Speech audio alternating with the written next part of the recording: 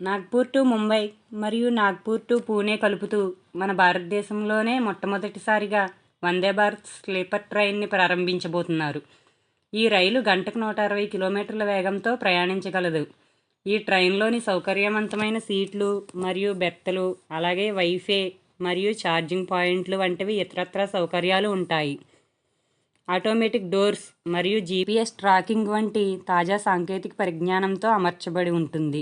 ఈ ట్రైన్ని చెన్నైలోని integral coach ఫ్యాక్టరీలో తయారు చేస్తున్నారు. ఈ రైలు ఇప్పటికే ముంబై మరియు అహ్మదాబాద్ మధ్య ట్రయల్ రన్ని పూర్తి చేసింది.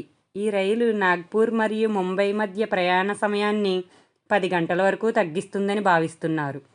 నాగ్పూర్ మరియు పూణే మధ్య ప్రయాణాన్ని 3 గంటల వరకు తగ్గిస్తుంది. మొత్తం మీద వందే భారత్ స్లీపర్ ట్రైన్ భారత రైల్వేలోనే ఒక మంచి పరిణామం అని చెప్పుకోవచ్చు. ఈ ట్రైన్ మీద మీ అభిప్రాయాన్ని కామెంట్ చేయండి. అలాగే ఈ వీడియో నచ్చితే లైక్ చేయండి. మన ఛానల్ని సబ్స్క్రైబ్ చేసుకోండి.